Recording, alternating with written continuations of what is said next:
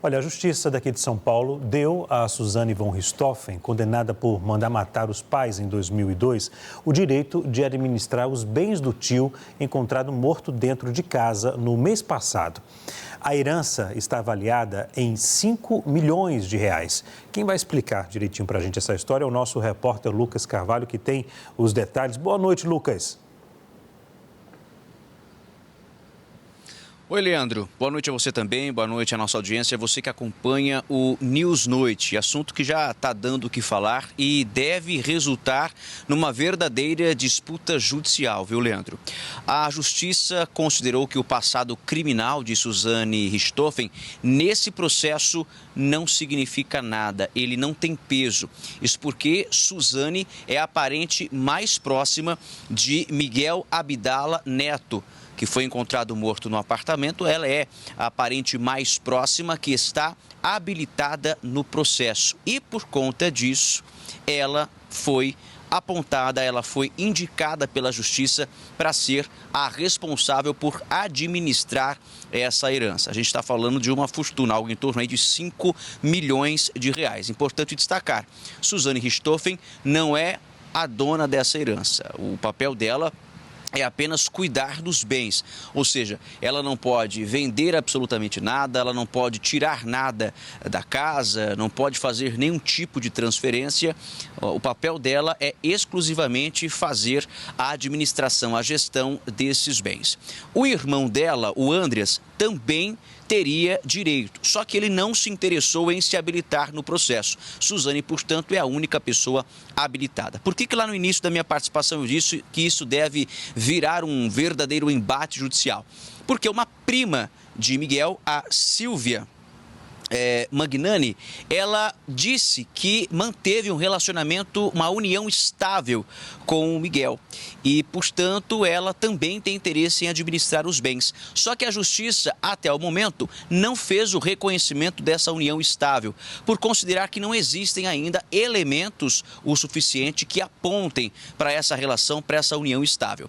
A defesa da Silvia disse que ficou surpresa com a decisão da Justiça porque, de acordo com os advogados dela, essa decisão de colocar Suzane como a responsável por administrar os bens aconteceu antes do final do prazo que a Silvia teria para apresentar documentos que comprovam que ela manteve uma união estável com o Miguel Abdala Neto.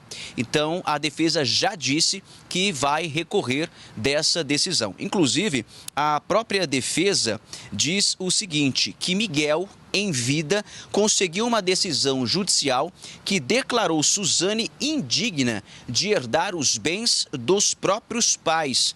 Então, por que agora ela poderia administrar os bens do tio? Esse é um questionamento que a defesa está fazendo e, portanto, Silvia promete entrar na justiça para tentar reverter o quadro.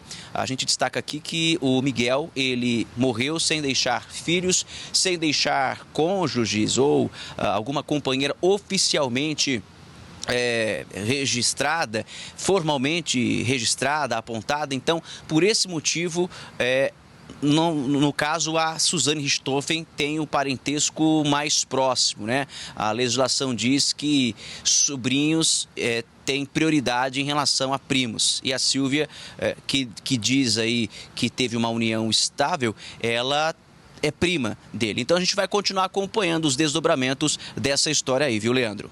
Ok. Obrigado, viu, Lucas, pelas informações, pelas apurações também. Lucas Carvalho falando ao vivo daqui de São Paulo.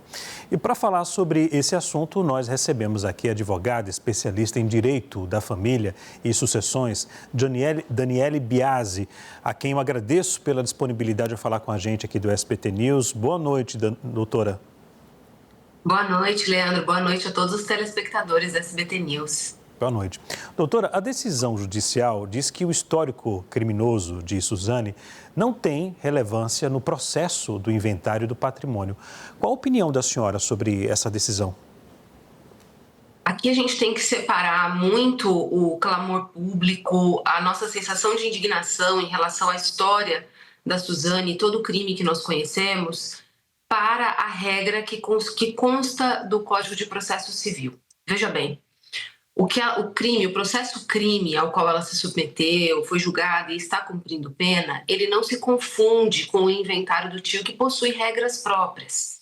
O procedimento de inventário, ele não transmite a propriedade dos bens ao inventariante. Na verdade, uma pessoa é nomeada administradora daquele patrimônio até que se saldem todas as dívidas e se veja se há algum saldo a partilhar entre os herdeiros. E quem são essas pessoas escolhidas para administrarem o patrimônio? A lei disciplina uma ordem de preferência. Então, a gente tem lá, como regra geral, cônjuge e companheiro, e aqui é importante salientar, que estavam vivendo com a pessoa falecida ao tempo da morte, então, se já estava separado, etc., não entra nessa regra. E aí passam as outras linhas, né, que são os descendentes, herdeiros que já estavam na posse ou administração dos bens, e existe todo um rol preferencial, de uma ordem de preferência. Como a Suzane, aparentemente, ela e o irmão são apontados como os herdeiros mais próximos, os parentes mais próximos na linha sucessória do falecido, eles entram como aqueles que vão herdar todos esses valores. Aparentemente, eu não conheço o processo, aparentemente o irmão da Suzane até agora não se habilitou nos autos. Então, pela regra, a Suzane é a única parente que poderia ser nomeada nesse primeiro momento. E aí você pode me dizer, mas ela não foi declarada indigna, não houve uma sentença lá no passado que diz que ela não poderia receber a herança dos seus pais? Sim, mas aquela decisão, ela possui efeitos restritivos, somente em relação aos pais. Ela não se estende de maneira automática, por exemplo, ao tio. Ainda que isso nos dê, né, um desconforto, puxa, mas justo o tio que lutou para obter essa indignidade, agora pode ser que ela seja sucessora? Como não há uma extensão automática, presume-se, né, que ela poderia sim ser a inventariante. O que eu quero dizer? Não há um óbice expresso para que ela exerça essa função. Mais uma vez, né, o inventariante não é o dono da herança, ele é um administrador, ele está sob a prestação de contas ao juízo. Ele não pode vender, ele não pode sonegar, ele não pode sumir com os bens do espólio, sob pena, inclusive, dessa má administração implicar na sua remoção. Doutora, a senhora explicou muito bem. Deixe-me tirar uma dúvida. No caso, ela seria responsável por fazer toda a contabilidade do que há a pagar do tio e, se sobrar algum valor, esse valor pode ficar com ela, já que não há nenhum herdeiro ou não? Sim, então vamos lá. Como inventariante, o inventariante, quais são os deveres dele? Apresentar ao juiz qual é o patrimônio da pessoa que faleceu. Então, se ela tinha valores em contas bancárias, imóveis, automóveis, não só os bônus, não só os bens, mas também as dívidas, eventualmente, né, tudo que tinha a pagar, contratos em andamento, etc. Tudo isso vai ser avaliado, vai ser feito um balanço, pagam-se as dívidas e, havendo um saldo, ou seja, há ainda bens que não foram utilizados para pagar as dívidas e todas foram saldadas, os herdeiros, no caso a Suzane, por exemplo, vão receber e vão partilhar essa herança. O irmão dela, não renunciando à herança, também recebe na proporção idêntica dela. Doutora, existe uma lacuna na legislação brasileira para casos como esse? Já que acredito que é um caso muito difícil de acontecer. É um caso muito específico. Hoje mesmo eu falava sobre isso. Quando nós pensamos em indignidade, e o rol das indignidades no nosso sistema sucessório, ele é um rol que, para muitos estudiosos, ele é um rol fechado. A gente chama de rol taxativo, né? Olha, só essas hipóteses. Mas quando a gente vai pensar as múltiplas formas de ingratidão, de violência, de indignidade, o legislador jamais seria capaz de enumerar todas as modalidades possíveis. E é também por isso que alguns estudiosos, alguns doutrinadores, falam que esse rol não necessariamente é taxativo. Agora, o que eu quero mencionar aqui, é importante que todos saibam que o juiz, ele não pode decidir isso de ofício, ou seja, o juiz olha lá e fala, puxa, mas não é justo que a Suzane receba. Então, aqui eu já vou declarar ela indigna. É preciso que outros interessados nisso, eventualmente, reivindiquem, se entenderem que é o caso de reivindicar essa condição. A gente também pode aqui ressaltar um ponto que eu acho que poucas pessoas estão mencionando. O tio da Suzane, ele não tinha o que nós chamamos de, pelo menos até o momento, não há conhecimento de herdeiros necessários. Quem são os herdeiros necessários? Descendentes, ascendentes, cônjuge ou companheiro. Companheiro é uma discussão, mas, enfim, essas pessoas. E mesmo a companheira ainda estamos discutindo, né? Parece que está sob discussão a relação de união estável.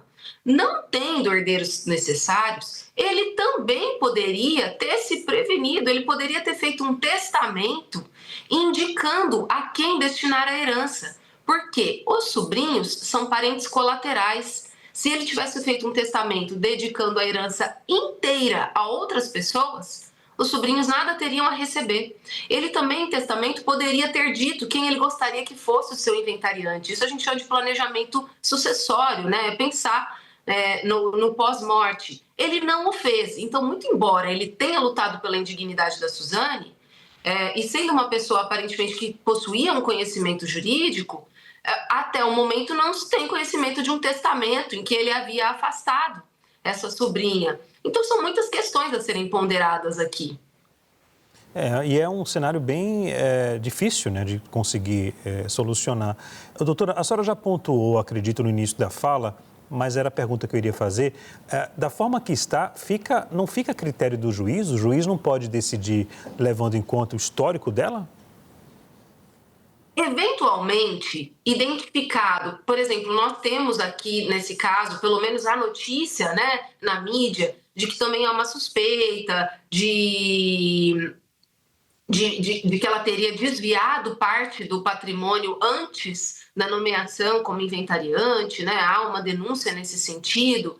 Vamos imaginar que essa situação se verifique. É possível que o juiz, identificando essas circunstâncias, nomeie um novo inventariante e, na ausência desses parentes ou herdeiros outros ou pessoas mais próximas ao falecido, ele pode inclusive nomear um inventariante que é um terceiro totalmente, é um indivíduo de confiança do juízo que será o gestor desse patrimônio.